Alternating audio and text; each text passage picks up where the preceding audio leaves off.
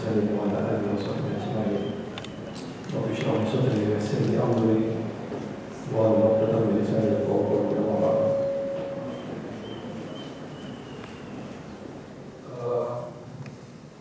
Saya rasa bahasa Indonesia dan Malaysia sudah menjadi bahasa internasional.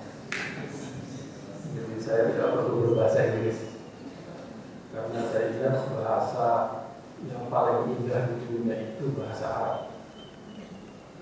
Jadi kita tidak sampai ke sana untuk menyampaikan masalah yang seperti ini.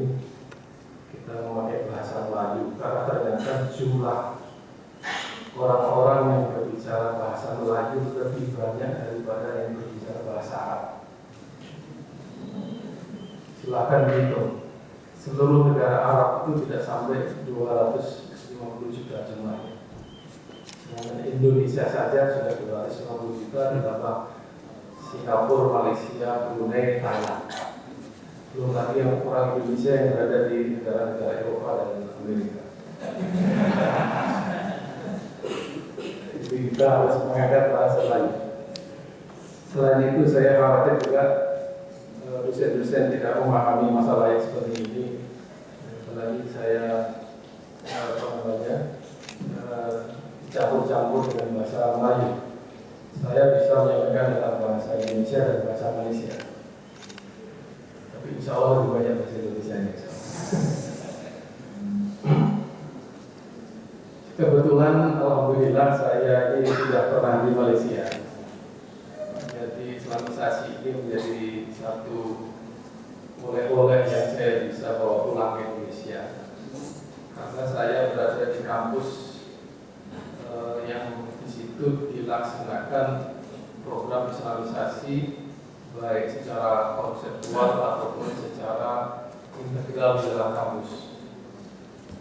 Jadi sejatinya ide atau ide konsep Profesor Nafi Palatas dengan Profesor Ismail Razi Al-Faruqi itu saling melengkapi. Kalau berbicara Islamisasi dalam pandangan Al-Atas itu sangat filosofis.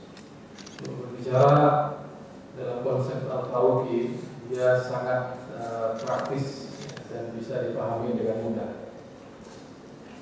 Karena banyak di Indonesia orang yang tidak paham dengan Islamisasi, akhirnya mereka menolak Islamisasi. Di Jakarta itu ada larangan, jangan menggunakan Islamisasi. Kata jangan ini menjadi tidak ilmiah. Jangan mengikuti, ini kayak peraturan. Kemudian di Jogja dia tidak menggunakan Islamisasi tapi interkoneksitas. Kemudian ada lagi respon terhadap Islamisasi yang dikenal tokohnya adalah Profesor Kunto Wijoyo menggunakan istilah mengilmukan Islam. Jadi Islamisasi ini dianggap arogan karena segala sesuatu harus diislamkan. Kalau begitu nanti ada kristenisasi atau budaisasi atau hinduisasi. Nah, ini orang tidak mengerti. Jadi Islamisasi itu sebenarnya bukan konversi orang dari non-muslim menjadi muslim, tetapi yang dikonversikan itu adalah cara berpikir. Dan ini sudah terjadi pada zaman keemasan Islam. Ketika orang-orang Yahudi, Kristen, dan orang-orang yang berada di dalam kebudayaan Islam itu menggunakan teori-teori Islam dan berbicara dalam bahasa Arab, berbicara ilmu kalam, berbicara falsafah Islamiyah, tetapi di dalam framework Islam. Orang yang menerjemahkan karya-karya Yunani-nya Al-Kindi itu adalah seorang Nasrani. Demikian juga Al-Farabi. Tetapi orang-orang ini tidak melakukan apa-apa.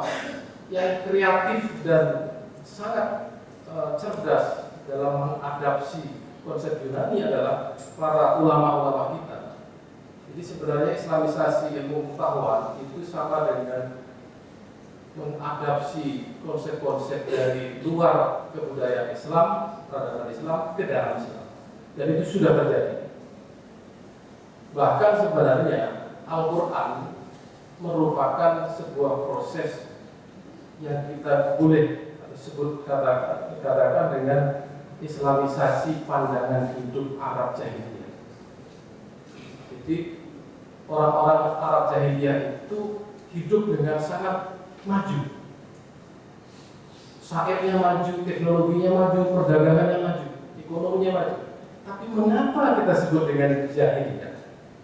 Karena di dalam zaman itu tidak ada ilmu.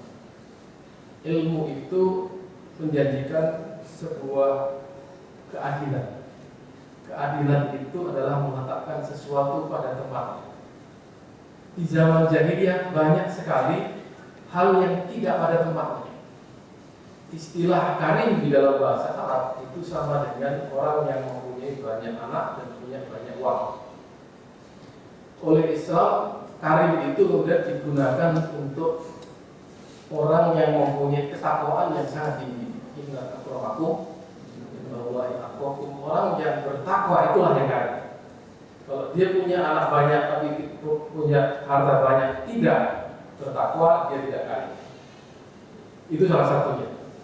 Kemudian pernikahan di zaman Islam dan di zaman jahiliyah sangat berbeda. Di zaman jahiliyah seorang laki-laki bisa mempunyai 90 istri, seorang wanita bisa mempunyai 90 suami. Jadi secara proporsional ya, tidak bisa dinalar karena tidak pada tempatnya dan tidak bisa menghasilkan masyarakat yang damai seperti yang dijanjikan oleh Islam.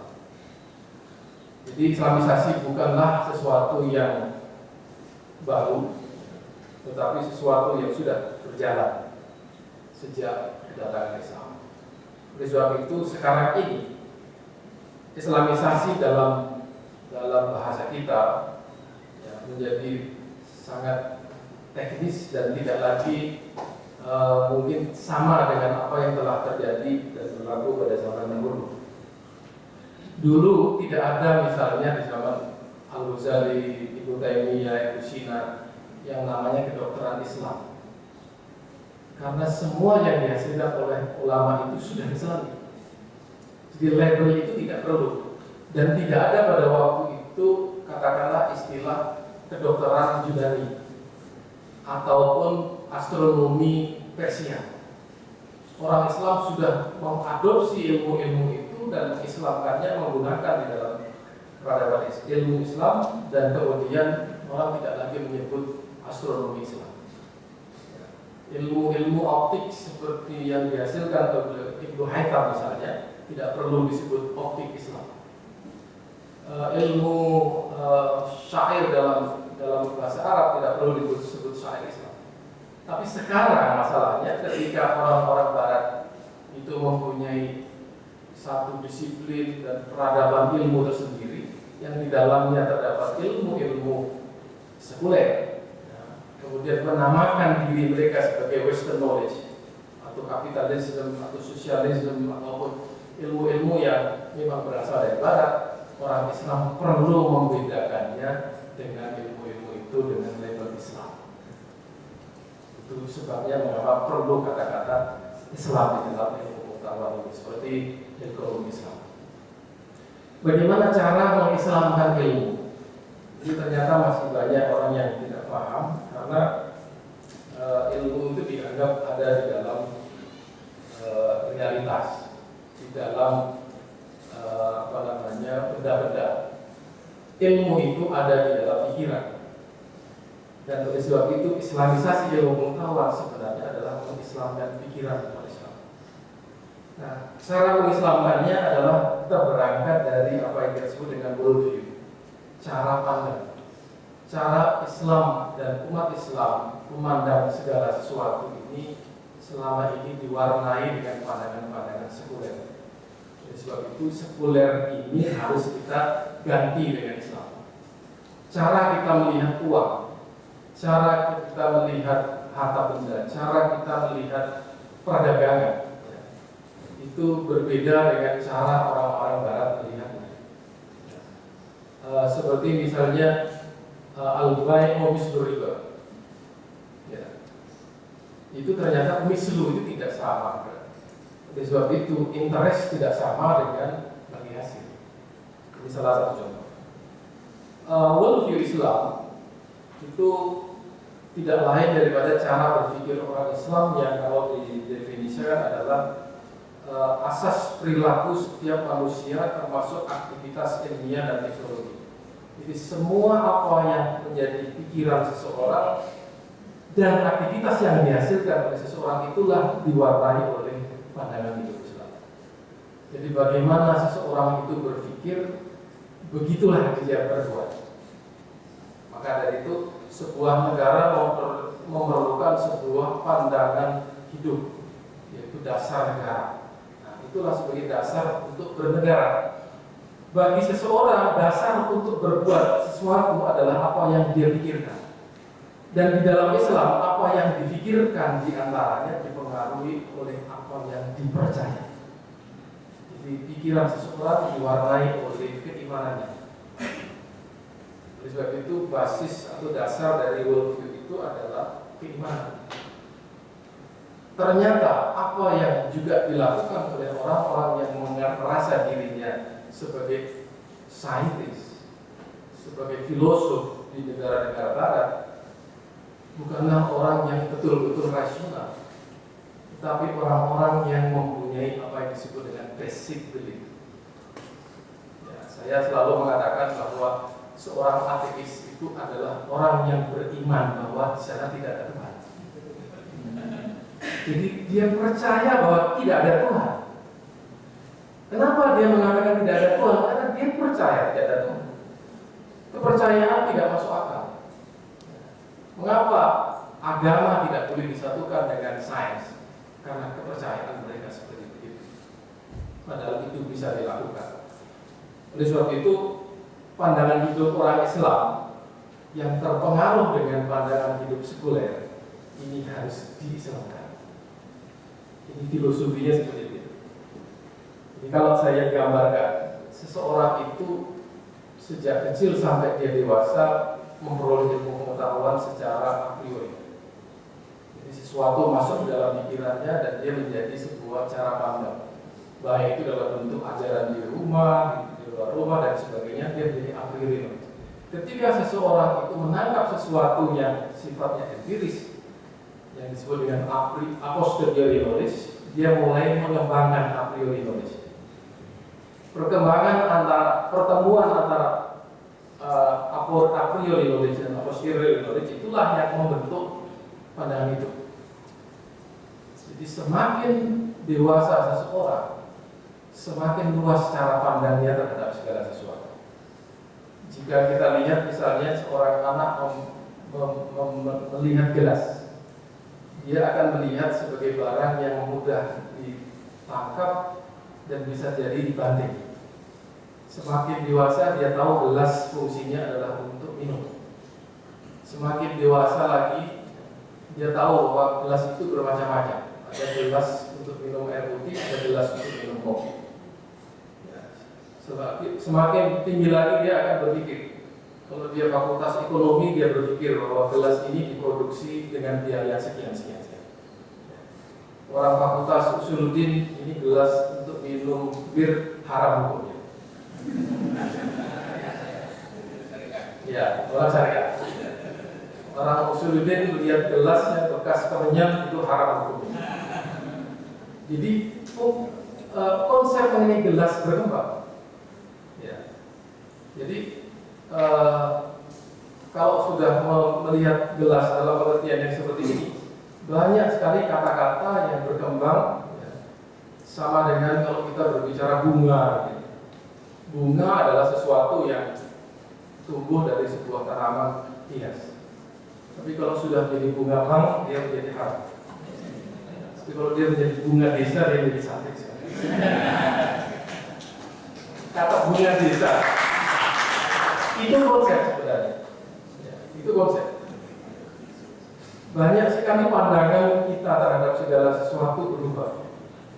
Sekarang kalau kita lihat orang yang melakukan korupsi, uang bagi koruptor itu tidak ada dimensi yang lain.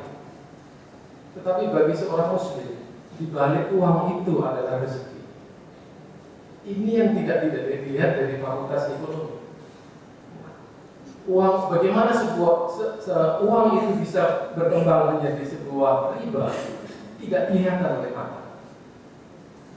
Nah, di sini sebenarnya konsep di balik konsep dalam Islam itu sangat penting untuk ilmu pengetahuan kita.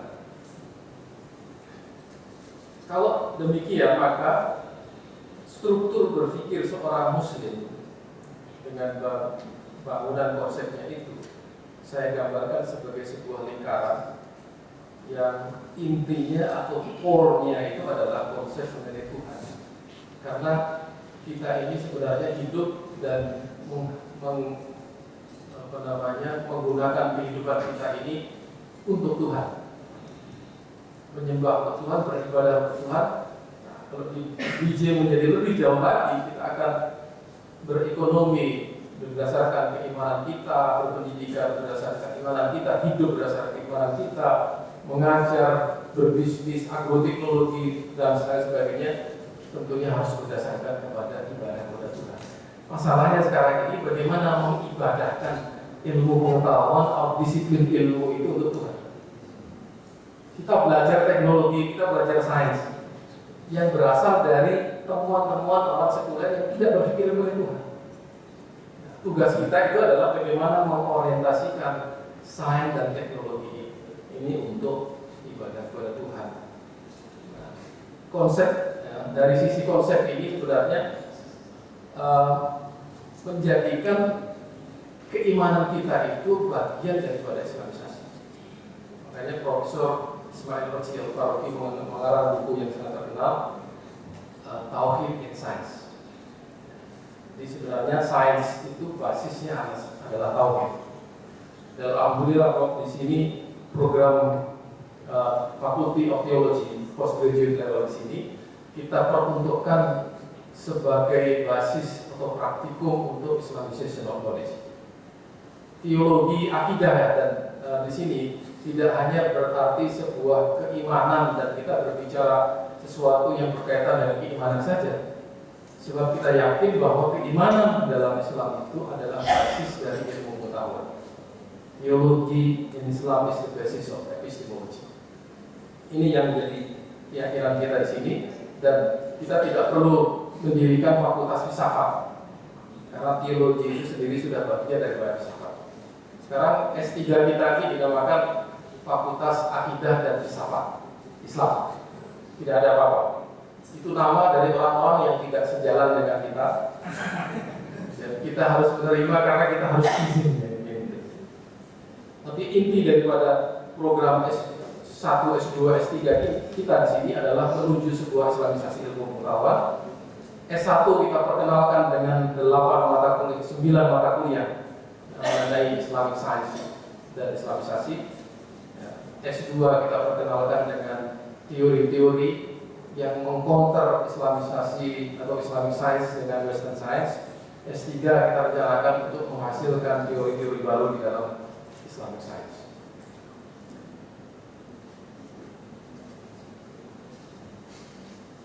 Saya mengutip satu pernyataan seorang penulis buku filsafat mengenai sentralitas Tuhan di dalam sains. Kepercayaan kepada Tuhan adalah elemen terpenting dalam pandangan hidup manapun, worldview manapun. Artinya orang itu hanya dua di dunia, percaya sama Tuhan atau percaya tidak ada Tuhan. Jika kita percaya bahwa Tuhan itu ada, maka sangat mungkin kita percaya bahwa di sana ada arti dan tujuan hidup. Berarti hidup itu ada tujuannya. Jika kita konsisten, kita akan percaya bahwa sumber moralitas adalah kehendak Tuhan dan Tuhan adalah nilai tertinggi. Kita merujuk nilai hidup pada Tuhan. Kalau kita percaya kepada Tuhan. Masalahnya orang ini percaya kepada Tuhan, dia Muslim, tapi cara berpikirnya sekuler. Ini yang masalah. Kenapa Islamisasi diperlukan? Ada juga yang mengatakan bahwa moralitas dalam Islam itu tergantung kepada urf. Jadi kalau di Jakarta orang pakai rok pendek, pakai ini dan itu pantas. itu dianggap Islami. Ini salah-salah. Dia tidak merujuk kepada nas, tapi dia merujuk kepada dissension, public dissension, jadi kepantasan publik. Ini berarti dia tidak menggunakan kehendak Tuhan sebagai moral tertinggi. Bahwa di sini yang terakhir, bahwa ilmu jika kita berdoa Tuhan itu lebih dari apa yang bisa diamati, more than empirical. Dan di sana terdapat realitas yang lebih tinggi, yaitu alam supranatural. Yang saya sebut supranatural itu adalah dimensi kedua setelah alam fisik. Dan itu yang kita tinggalkan selama ini, sehingga kita menjadi sekuler cara berpikir kita, tetapi muslim agama. Mengapa perlu Islamisasi? Nah, di sini saya shortcut aja bahwa ilmu yang kita peroleh dari peradaban Barat itu dihasilkan oleh akal semata-mata. Tidak ada wahyu yang di sana dan tidak ada kaitannya dengan Bible. Barat menggunakan pandangan dualistis, selalu memisahkan antara dua hal, antara realitas dan kebenaran. Yang ketiga, pandangan hidup mereka sekuler, memisahkan ilmu dengan agama. Dan yang keempat adalah menggunakan doktrin humanisme, yang itu menggunakan manusia sebagai the measure of everything. Ukuran segala sesuatu adalah manusia. Profesor Ismail Al-Faruqi melihat problemnya di dalam pendidikan. Mengapa kita mempunyai dua sistem pendidikan padahal kita sama-sama Islam? Dua sistem pendidikan ini menawarkan dua sistem ilmu pengetahuan, yang satu Islam, yang satu sekuler. Kenapa ada UIN Yogyakarta dan kenapa ada Universitas Gadjah Mada, padahal rektornya dua-duanya Muslim, mahasiswa 90% Muslim? Kenapa tidak disatukan saja? Ini pikiran idealnya seperti itu, tapi itu terjadi di hampir seluruh negara Islam.